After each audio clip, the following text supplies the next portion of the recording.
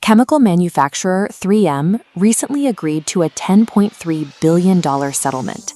That money is earmarked for cities and towns across the United States to test for and treat water pollution. It represents the largest drinking water settlement in American history. Yet, in signing the agreement, 3M accepted no official liability for the contamination.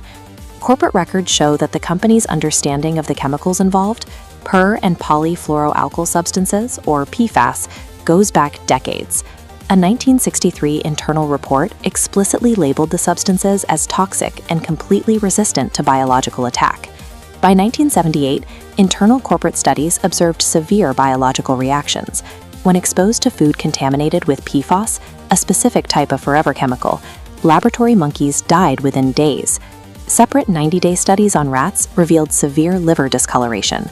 For decades, the manufacturers possessed concrete laboratory evidence of fatal toxicity. During that exact same window, the public continued to buy, use, and dispose of these chemicals without any knowledge of the risk.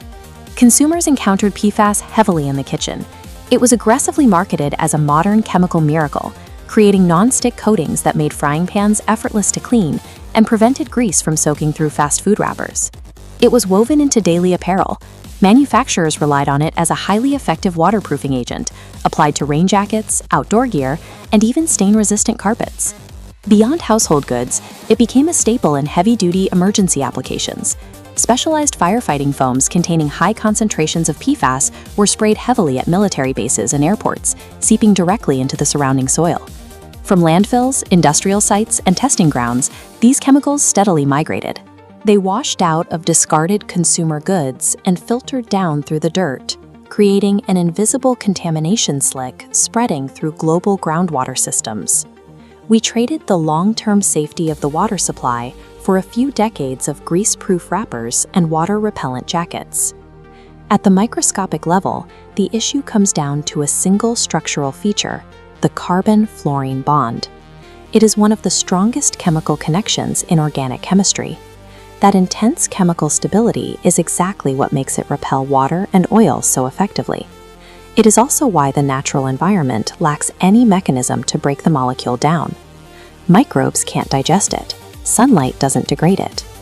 As millions of consumer products sat in landfills, the indestructible molecules simply detached from the waste and leached into local aquifers. The sheer volume of accumulation eventually forced federal action. In March 2024, EPA Administrator Michael Regan announced the first-ever national drinking water standards, placing strict limits on 6 specific forever chemicals. Meeting these new federal limits requires local water systems to detect and intercept contamination, measured in parts per trillion. It places an enormous logistical and financial burden on municipal treatment plants. The precise chemical trait that made PFAS so profitable for manufacturers is the exact reason it is so difficult for city engineers to remove from our taps. As early regulations targeted older, long-chain forever chemicals, the industry simply pivoted to producing short-chain alternatives. This table details the physical properties of PFAS molecules. The first row for perfluorobutanoic acid, PFBA, shows a short-chain structure with 4 carbon atoms. Its low log KOC value makes PFBA highly water-soluble and less hydrophobic than longer-chain chemicals. Because these short-chain molecules easily mix with water rather than repelling it, they slip right past traditional granular activated carbon filters in municipal water plants. By altering the molecule just enough to sidestep existing regulations, the industry engineered a replacement chemical that moves faster through the environment and effortlessly evades standard water treatment. Capturing these highly mobile short-chain chemicals requires entirely new municipal infrastructure, forcing cities to install advanced reverse osmosis membranes and specialized ion exchange systems. Building those systems takes time and money. While 3M's settlement provides billions of dollars, those funds are distributed over a 13-year period. The physical upgrades to city water plants will be agonizingly slow. That extended timeline leaves small, rural, and disadvantaged communities severely vulnerable. Many lack the tax base to front the engineering costs, meaning their residents face years of continued exposure while waiting for federal settlement dollars. For those unwilling to wait a decade for municipal upgrades, The immediate solution is establishing point-of-use filtration at home.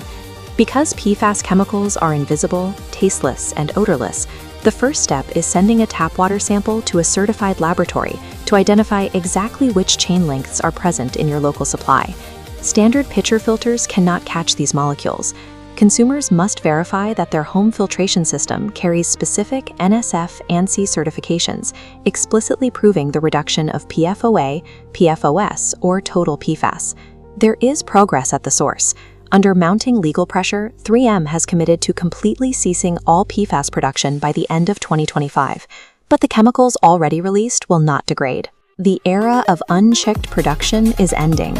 But defending our bodies against this permanent environmental legacy is now a matter of individual vigilance.